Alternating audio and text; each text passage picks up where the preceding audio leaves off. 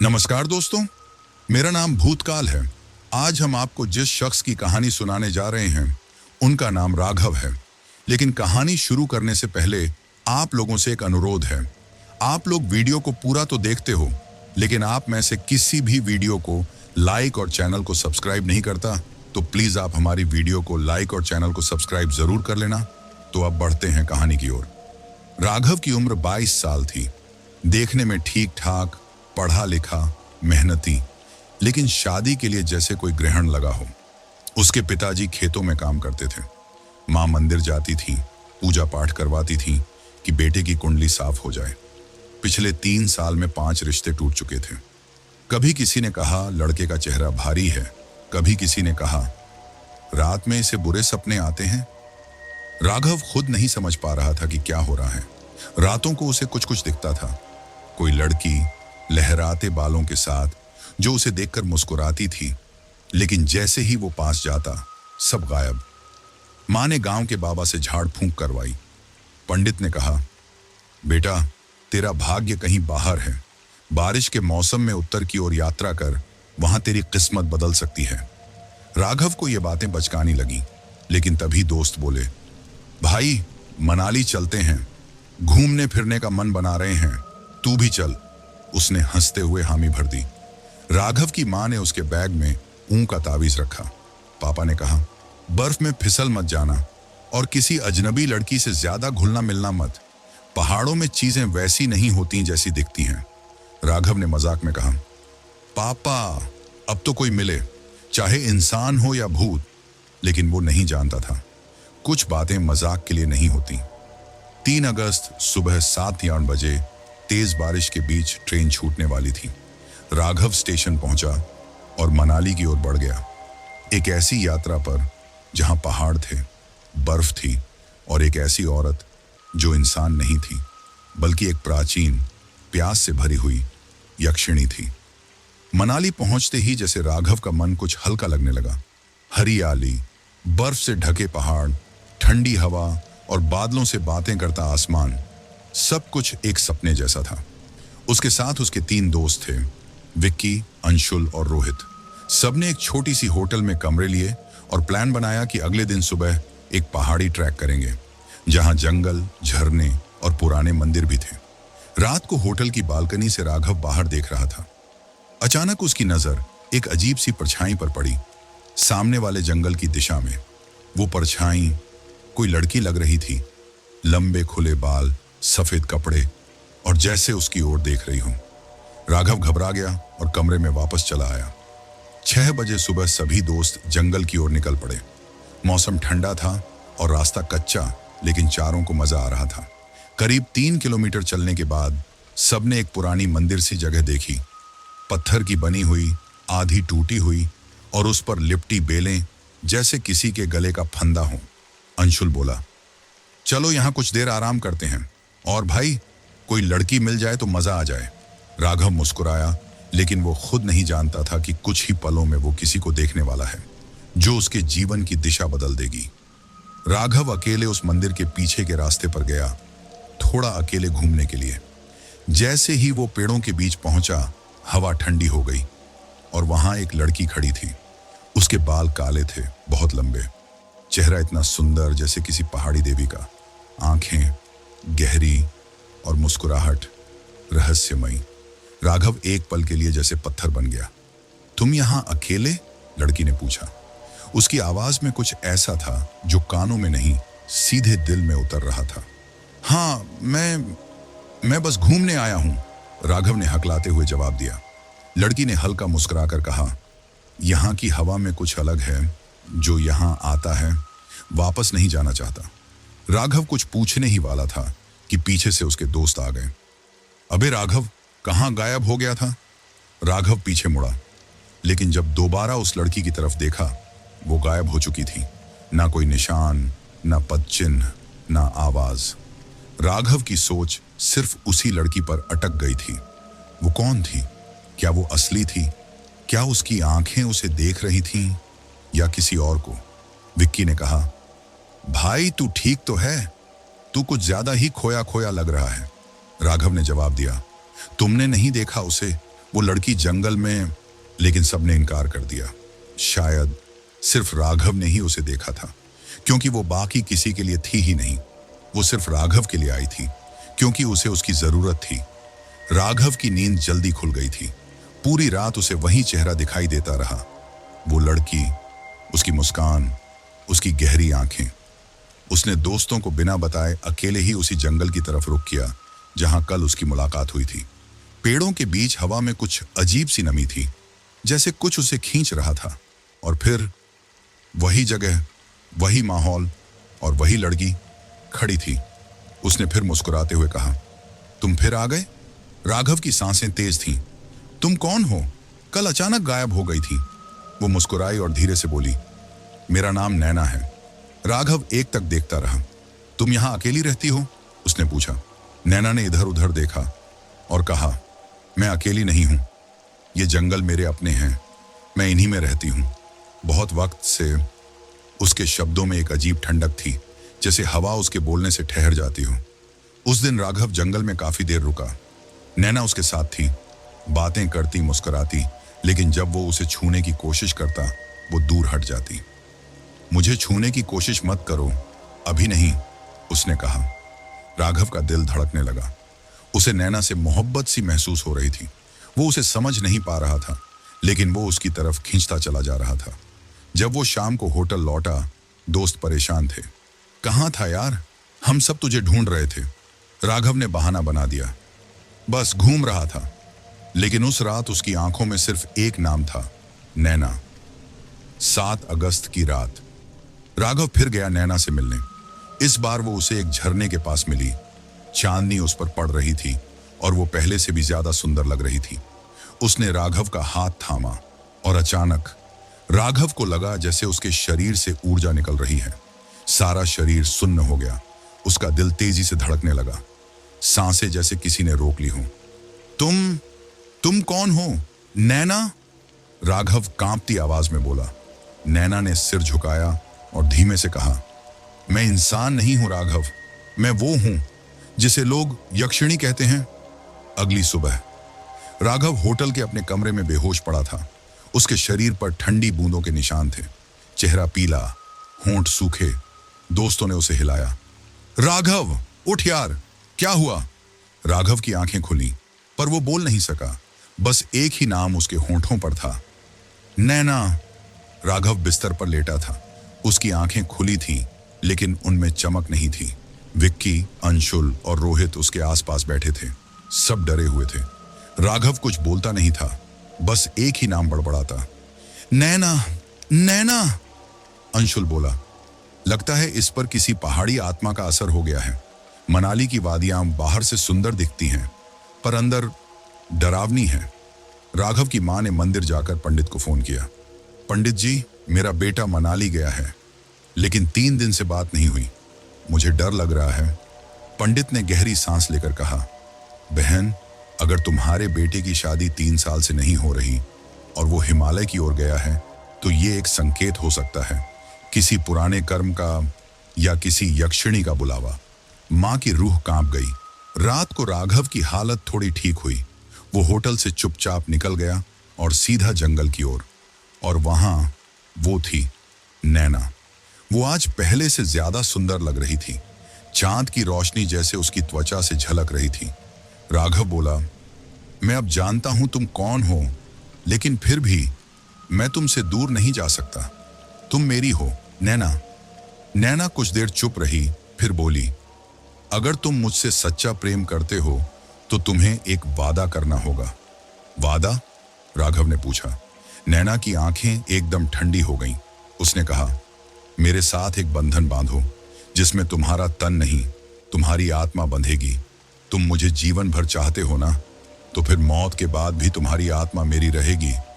राघव सन्न रह गया। क्या मतलब? तुम मुझे मार दोगी? उसने कांपती आवाज में पूछा। नैना ने मुस्कुराते हुए कहा, नहीं, मैं तुम्हें वो दूंगी जो तुम्हें अब तक नहीं मिला, प्रेम। लेकिन इसकी कीमत सिर्फ तुम ही चुका सकते हो। राघव ने बिना सोचे समझे हामी भर दी। उसके अंदर का इंसान जैसे मर चुका था। अब वो सिर्फ एक चीज चाहता था, नैना। नैना ने एक लाल धागा निकालकर राघव की कलाई पर बांधा। जैसे ही धागा बंधा, राघव को एक जोरदार झटका लगा। उसकी आंखें सफेद हो गईं, शरीर कांपने लगा। उसने जमीन पर गिरते हुए नैना की आंखों में देखा और आखिरी शब्द कहे, अब मैं सिर्फ तुम्हारा हूं। ठंडी हवा हड्डियों तक घुस रही थी। पेड़ों के बीच जैसे कोई अजीब गंध थी, गीली मिट्टी, सड़े हुए फूलों और कुछ अनजानी चीज की। राघव फिर अकेला जंगल की ओर चला गया। पैर खुद ब खुद चल रहे थे, मानो किसी अदृश्य डोर से खींचते जा रहे हों। और जैसे ही वो पुराने मंदिर के पास पहुंचा, वो फिर वहां थी, नैना। आज वो लाल रंग के कपड़ों में थी, बाल खुले और आंखें पहले से ज्यादा चमकदार। तुम फिर आए, उसने धीमे स्वर में कहा। मैं खुद को रोक नहीं पाया, राघव ने जवाब दिया। फिर वो हुआ जो पहले कभी नहीं हुआ था। नैना ने राघव का हाथ थाम लिया। राघव को लगा जैसे उसकी हथेली बर्फ से भी ज्यादा ठंडी हो, पर उस छुअन में एक अजीब सा नशा था। उसने आंखें बंद कर लीं और तभी उसके कानों में कई आवाजें गूंजने लगीं। चीखें, रुदन और किसी लड़की की कराहती पुकार। मुझे मत जलाओ, मैं निर्दोष हूं, मेरे प्रेमी ने मुझे धोखा दिया।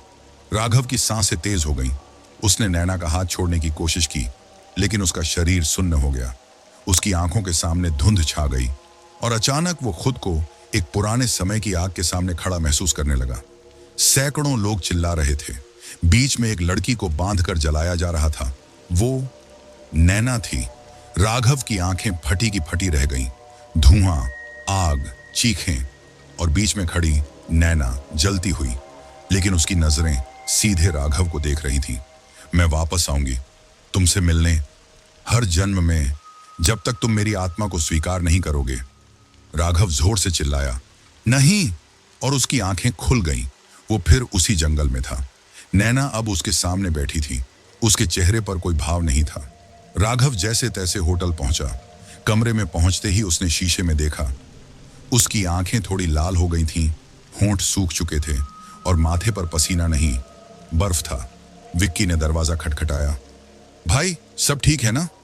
तू फिर अकेले चला गया था, राघव बोला। हाँ, पर मुझे लगता है मेरे साथ कुछ हो रहा है। उसी रात खिड़की के बाहर से फिर वही आवाज आई, धीरे से कानों में फुसफुसाहट।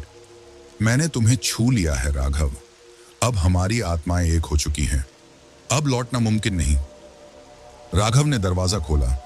बाहर कोई नहीं था, सिर्फ हवा चल रही थी और उसके कानों में घंटी की टन टन गूंज रही थी, जैसे किसी देवी के मंदिर की या किसी शापित आत्मा की पुकार। राघव नींद से उठा, लेकिन उसके शरीर में अजीब थकावट थी। कमरे की दीवारें उसे घूमती सी लगीं, जैसे कोई भूतिया नशा धीरे धीरे चढ़ रहा हो। विक्की ने कहा, तू ठीक लग नहीं रहा भाई, चेहरा काला पड़ गया है, आंखें सूजी हैं। राघव बाथरूम में गया और शीशे में देखा। उसकी आंखों की पुतलियां हल्की नीली हो चुकी थीं और उसकी छाती पर एक हल्का निशान दिख रहा था, जैसे किसी ने उसे उंगलियों से जकड़ रखा हो।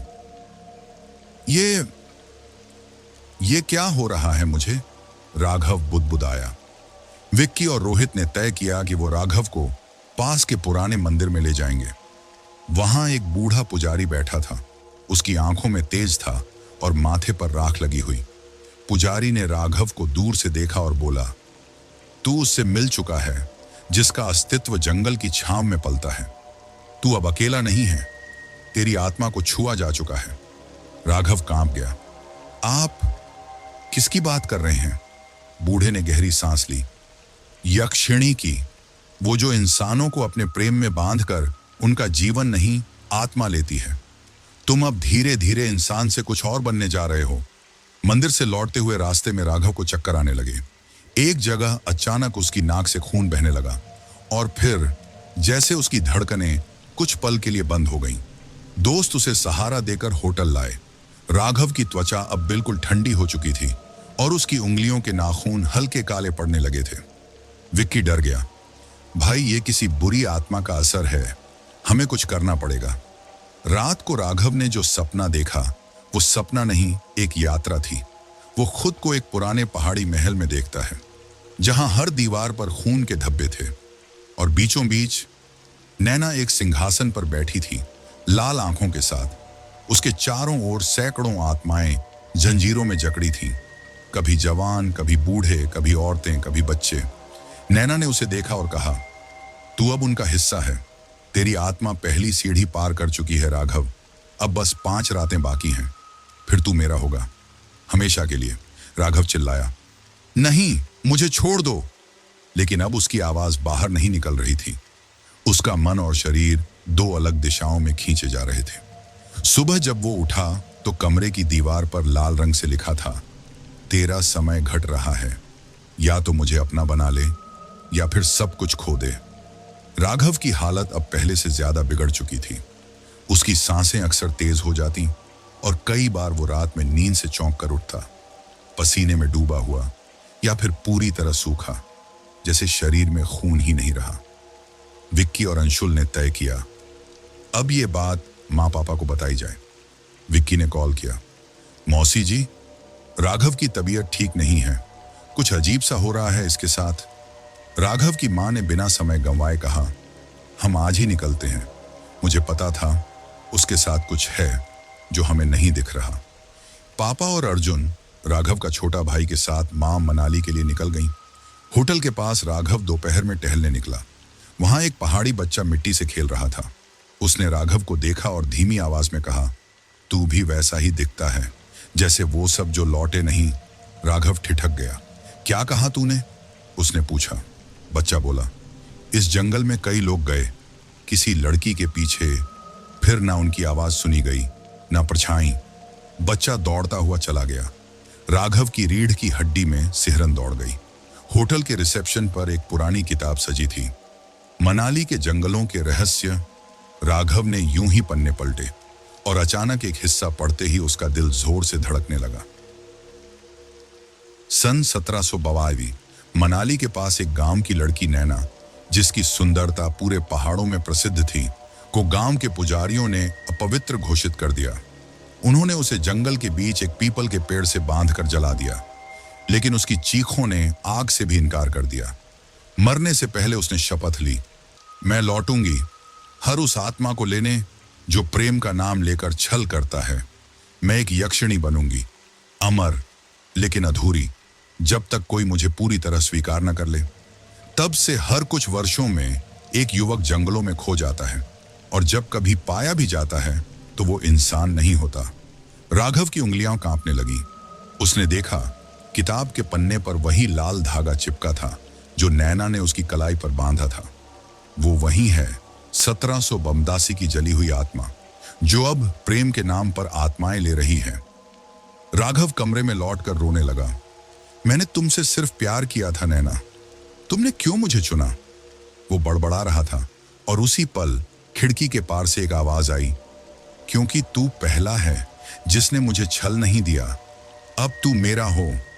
बर्फीली हवाएं होटल की खिड़कियों को थपथपा रही थी और मौसम अब और भी ज्यादा अजीब हो गया था, जैसे कुदरत भी कुछ बताने की कोशिश कर रही हो।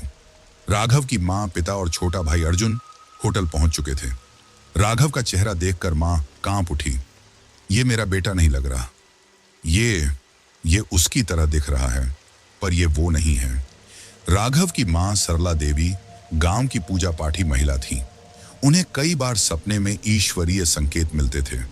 होटल के कमरे में कदम रखते ही उन्होंने सरस्वती मंत्र का जाप किया और तभी राघव जोर से चिल्ला उठा, छोड़ो माँ, ये सब बंद करो, मेरी आत्मा जल रही है। छोटा भाई अर्जुन अपने साथ टेडी बियर और एक छोटी डायरी लाया था। रात को वो डायरी में लिख रहा था, भैया अब वैसे नहीं रहे। उनकी आंखें लाल हो जाती हैं कभी कभी। आज उन्होंने कहा, अर्जुन, तुझे नैना बुला रही है, वो तुझसे मिलना चाहती है, क्या मैं भी चला जाऊं उसके पास? रात के 3:15 बजे होटल के सीसीटीवी कैमरे में अर्जुन दिखा, होटल से बाहर निकलते हुए। अर्जुन अकेले जंगल की ओर बढ़ रहा था। उसके सामने धुंधली आकृति में एक औरत खड़ी थी, नैना। उसकी आंखें अब पूरी तरह सफेद थीं। उसके होंठों से खून रिस रहा था, पर वो मुस्कुरा रही थी। तू राघव का भाई है, तुझे तो और जल्दी मेरी आत्मा छू सकेगी। अर्जुन बेहोश हो गया। सरला देवी की नींद अचानक खुली। उन्हें सपने में अपने बेटे अर्जुन की चीख सुनाई दी, माँ, माँ बचाओ। वो चीखते हुए उठी, पिता और होटल वाले स्टाफ के साथ वो जंगल की ओर भागी, जहां अर्जुन की चप्पलें एक पुराने टूटे मंदिर के पास मिली। मंदिर का एक बूढ़ा पुजारी वहां बैठा था। उसने सरला देवी को देखते ही कहा, वो यक्षिणी लौट आई है और इस बार वो सिर्फ प्रेम नहीं, पूरे वंश को निगलना चाहती है। राघव होटल की छत पर अकेला खड़ा था। उसकी आंखें फिर सफेद हो चुकी थीं और पीछे से एक आवाज आई, मैंने अब तेरा भाई भी ले लिया है राघव, अब तेरे माँ बाप की बारी है। राघव ने हंसते हुए जवाब दिया, नैना, तू सिर्फ प्यार मांग रही थी, अब तू मौत बांट रही है। पुजारी ने सरला देवी को एक लाठी दी और मंत्र पढ़ते हुए जंगल की ओर इशारा किया। तुम्हारा बेटा यहीं कहीं है, पर उसका शरीर अब वैसा नहीं रहा। अगर देर हुई तो उसकी आत्मा का द्वार हमेशा के लिए बंद हो जाएगा। अर्जुन एक पुराने नियम के पेड़ के नीचे बेसुध पड़ा था। उसके बदन पर नाखून जैसे गहरे कट के निशान थे, जो किसी इंसान के नहीं लगते थे। पर सबसे डरावनी बात यह थी, उसके सीने पर 3 जलते हुए अक्षर खुदे थे, ना। सरला देवी कांप गई। राघव अब पूरी तरह 2 दुनियाओं में भर चुका था। एक ओर उसका दिल नैना की मोहक बातों और स्पर्श में बंध चुका था, दूसरी ओर अर्जुन की हालत और मां का डर उसे खींच रहा था। रात को नैना फिर आई, लेकिन अब वो पहले जैसी मासूम लड़की नहीं थी। उसकी आंखें अब शुद्ध काली थीं, उसकी त्वचा नीली पड्डीडीएच चुकी थी और उसके पैरों के पंजे उल्टे थे। राघव, मैं तुझसे प्यार करती हूं, पर अगर तू मुझसे दूर गया तो तेरे पूरे खून का वंश मिटा दूंगी, पुजारी ने सरला देवी को समझाया। यक्षिणी कभी प्रेम में नहीं बनती, वो सिर्फ उन पुरुषों को चुनती है जो अकेले होते हैं और जिनका वंश कमजोर हो चुका हो। राघव 3 साल से कुंवारा था और वो उसी वजह से यक्षिणी के जाल में फंसा था। सरला देवी ने एक पूजा की थाली तैयार की। जब नैना होटल के दरवाजे से कमरे में दाखिल हुई तो सरला ने उसके ऊपर नींबू, मिर्च और तांबे की राख फेंकी। नैना चीख उठी, तूने मुझे छूने की हिम्मत की? तेरे बेटे को अब मैं तेरे सामने खा जाऊंगी। कमरा अचानक कांपने लगा, दीवारों से खून रिसने लगा। राघव जमीन पर गिरा पड़ा था, उसकी आंखों से खून बह रहा था और उसके मुंह से बस एक नाम निकल रहा था, नैना, मुझे छोड़ क्यों रही हो? कमरे के अंदर पूजा की थाली अब बुझ चुकी थी। दीवारों पर लगे खून के धब्बे धीरे धीरे सूख कर काले हो गए थे। नैना गायब थी, लेकिन उसकी मौजूदगी अब भी ठंडी हवा में घुली हुई थी। राघव बेहोश था। अर्जुन सो रहा था, पर वो कभी हंसता, कभी बुदबुदाता था, जैसे उसके अंदर अब कोई और बोल रहा हो। सुबह 3 बजे अर्जुन अचानक उठ बैठा। उसकी आंखें बंद थीं, पर वो बोल रहा था, हम फिर मिलेंगे उसी पेड़ के नीचे जहां तेरा खून बहा था। सरला देवी डर गई। कौन हो तुम अर्जुन के अंदर? उन्होंने कांपते हुए पूछा। मैं वही हूं जिसे जलाया था तेरे कुल के आदमी ने। पुजारी ने सरला देवी को एक पुरानी तांत्रिक किताब दी, जिसका नाम था वंश का विनाश और अधूरी आत्मा। उसमें लिखा था, सन 1782 में एक राघव नाम का युवक गांव की सुंदर कन्या नैना से प्रेम करता था, लेकिन शादी के दिन उसने सबके सामने नैना को छोड़ दिया और किसी अमीर की बेटी से विवाह कर लिया। नैना गर्भवती थी। गांव के पुजारियों ने उसे कुल भ्रष्ट घोषित कर जिंदा जला दिया। मरने से पहले नैना ने शाप दिया, राघव के नाम वाला हर पुरुष मेरे अधूरे प्रेम का बदला चुकाएगा। जब तक कोई मुझे आत्मा सहित स्वीकार न कर ले, मैं हर पीढ़ी से उसका वारिस मांगती रहूंगी। राघव का नाम राघव, वही जो 1732 में नैना को धोखा देकर गया था। राघव का चेहरा नैना के पुराने प्रेमी से मिलता था। यही कारण था कि नैना सिर्फ राघव के पीछे आई थी। रात को सरला देवी ध्यान कर रही थी, तभी उन्हें एक झटका लगा। आंखें बंद होते ही वो खुद को एक जलते हुए पुराने जंगल में देखती हैं। चारों ओर राख उड़ रही है और सामने नैना खड़ी है, बिना चेहरा, बस जलते हुए गड्ढे सी आंखें। तू पूजा करती है, तेरे तावीज मुझे रोक नहीं सकते। तेरे पति के पुरखों ने जो किया, अब तू उसका हिसाब चुकाएगी। राघव या अर्जुन, एक मुझे चाहिए, हमेशा के लिए। सरला देवी एकदम हड़बड़ाकर उठती हैं। अब समय आ गया है, या तो हम सब गांव लौट जाएं या फिर एक को यहीं छोड़ना पड़ेगा। राघव के माथे पर पसीना था, कमरा ठंडा था, लेकिन उसके अंदर कुछ जल रहा था। नैना सामने खड़ी थी, उसके चेहरे पर अब कोई जज्बात नहीं था, न मोह न गुस्सा, बस एक गहराई, जैसे वो थक चुकी हो। तू मुझे सच में जानना चाहता है? नैना ने पूछा। राघव ने हाँ में सिर हिलाया। तो चल वहीं जहां मैं मरी थी। अचानक नैना राघव के पास आई और उसके माथे पर अपनी उंगली रख दी। सब कुछ काला हो गया। राघव जैसे किसी दूसरी दुनिया में चला गया। चारों ओर धुंध थी। लोग मशालें लेकर एक लड़की को बीच चौराहे पर घसीट रहे थे। वो लड़की चिल्ला रही थी। उसका नाम नैना था। मैं राघव से प्यार करती हूं। उसने मुझसे शादी का वादा किया था। मैं गर्भवती हूं। लेकिन गांव वाले आग जलाते रहे। फिर एक युवा सामने आया, साफ सुथरे कपड़े, माथे पर चंदन, गले में माला।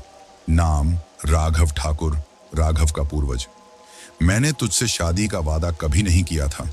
तू एक भटकती आत्मा है, तुझे जला देना ही सही है। नैना चीख पड़ी।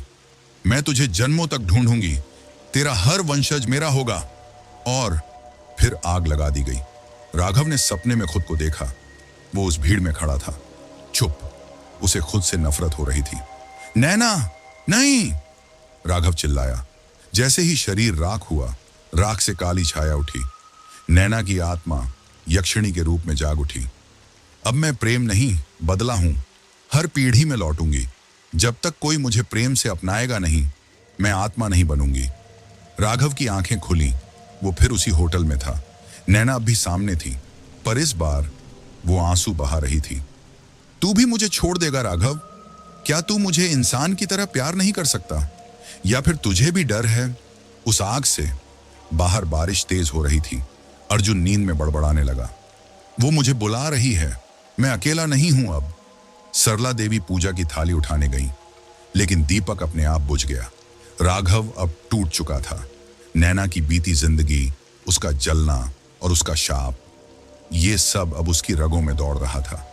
लेकिन वो डर नहीं रहा था। वो पहली बार यक्षिणी से प्रेम कर बैठा था, एक इंसान की तरह, न कि किसी प्रेत से। राघव ने नैना का हाथ पकड़ते हुए कहा, तू जो भी है, जैसी भी है, मैं तुझे अपनाना चाहता हूं। अगर तू चाहती है कि मैं तेरे साथ रहूं, तो मैं तेरे साथ चलने को तैयार हूं। कुछ पल तक नैना चुप रही, फिर उसकी आंखों से लाल आंसू टपक पड़े। तेरे जैसे कोई नहीं आया जन्मों में। उसी रात जंगल के बीचों बीच जब राघव और नैना एक दूसरे की बाहों में थे, जंगल की जमीन अचानक कांपने लगी। नैना की आवाज बदली। उसके मुंह से एक औरत नहीं, एक पुराना श्राप बोल रहा था। जो आत्मा को प्रेम देगा, उसकी देह भस्म होगी और आत्मा अधूरी रह जाएगी। राघव पीछे हटा। नैना चिल्लाई, तूने मुझे अपनाया, लेकिन मेरे लोक के नियमों को तोड़ा। उसी समय घर में सरला देवी का छोटा बेटा अर्जुन अचानक गायब हो गया। दरवाजा बंद था, खिड़की बंद थी, लेकिन कमरे में अब भी कुछ मौजूद था। सरला देवी ने पीछे पलट कर देखा। अर्जुन वहां खड़ा था, लेकिन उसकी आंखों में अब कोई पहचान नहीं थी। माँ, मैं बहुत थक गया हूं, अब मैं सो जाऊं? मैं अर्जुन नहीं हूं, मैं वो हूं जिसे नैना ने भेजा है। राघव जब लौटकर होटल पहुंचा तो उसने देखा कि कमरे की दीवारों पर खून लिखा हुआ था। अगर तू साथ चला होता तो बचा रहता। राघव चीख पड़ा, नैना, ये सब बंद करो। ये प्रेम था या खेल? रात के तीसरे पहर राघव ने जंगल में जाकर नैना को आवाज दी, अगर मुझे जलकर मरना है तो मंजूर है, लेकिन अब अर्जुन को कुछ नहीं होना चाहिए। चारों ओर चुप्पी छा गई। फिर एक काली परछाई उसके सामने आई। प्रेम ने तूफान को जगा दिया है राघव, अब ना तू बचेगा न मैं। राघव ने नैना को आवाज लगाई थी। उसका बदन कांप रहा था, पर चेहरा दृढ़ था। तभी अचानक जमीन फटी और उसके नीचे से उठी एक भयानक काली धुंध। तो तू मेरे साथ चलने को तैयार है? नैना की परछाई बोली।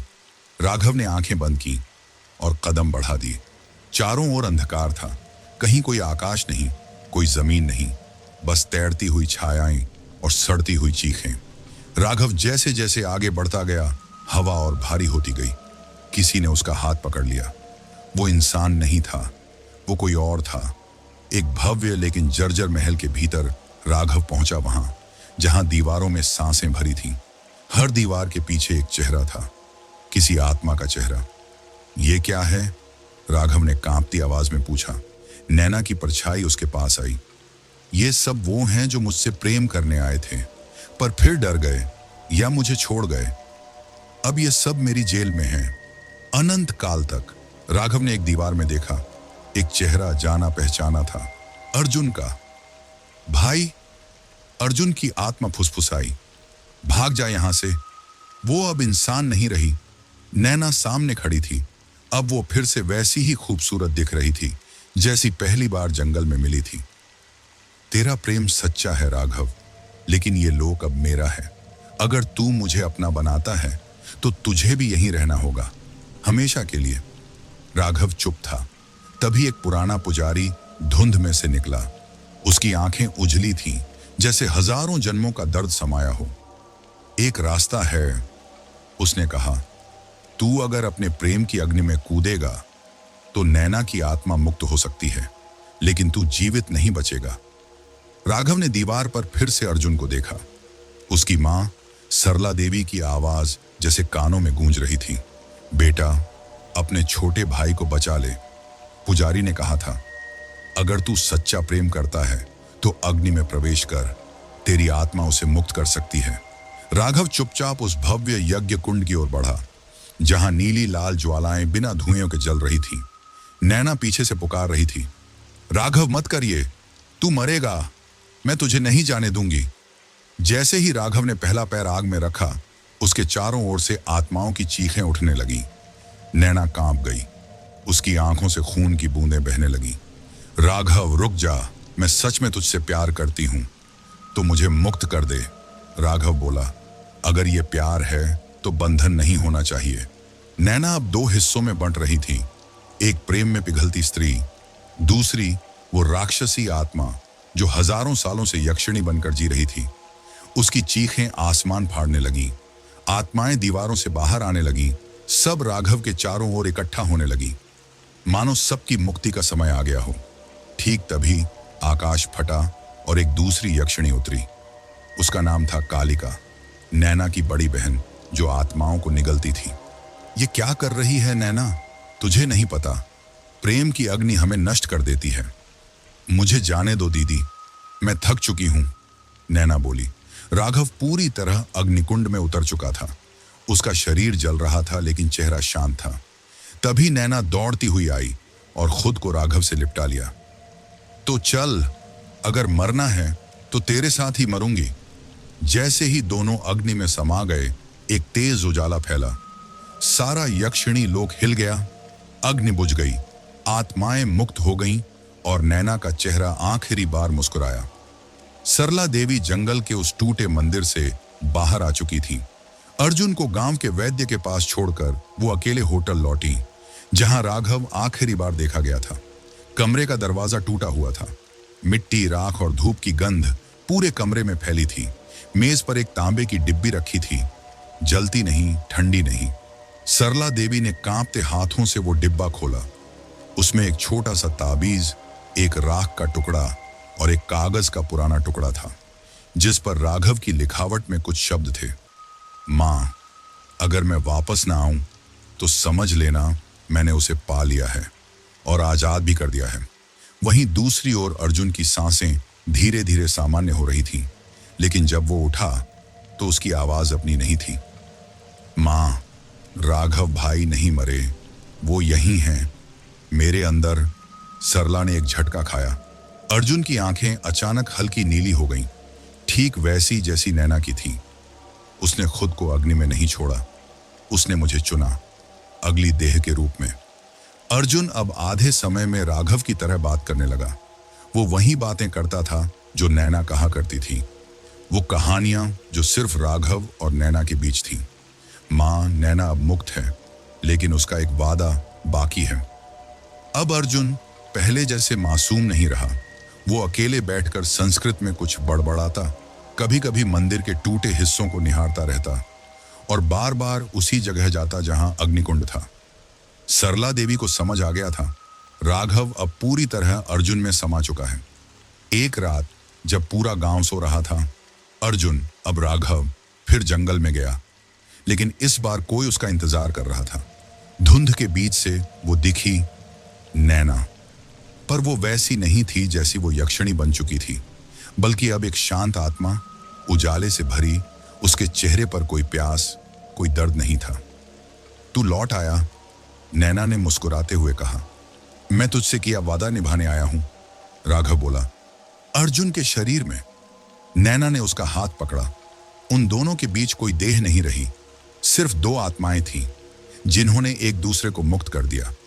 अर्जुन की देह जमीन पर गिर पड़ी। उसके शरीर से एक नीली रेखा ऊपर की ओर उड़ती गई। राघव और नैना की आत्माएं साथ साथ हमेशा के लिए। जब सुबह अर्जुन की लाश मिली, सरला देवी चीख पड़ी, हे भगवान, मेरे दोनों बेटे। पर तभी हवा में एक आवाज गूंजी, राघव की। मां, अब डर नहीं, अब मुक्ति है। मनाली की घाटियों में अब भी वो मंदिर उजड़ा पड़ा है, पर अब वहां कोई डर नहीं। कहा जाता है बरसात की रातों में एक लड़का और एक लड़की वहां दिखते हैं, हाथ में हाथ डाले, शांत पर अधूरी कहानी लिए।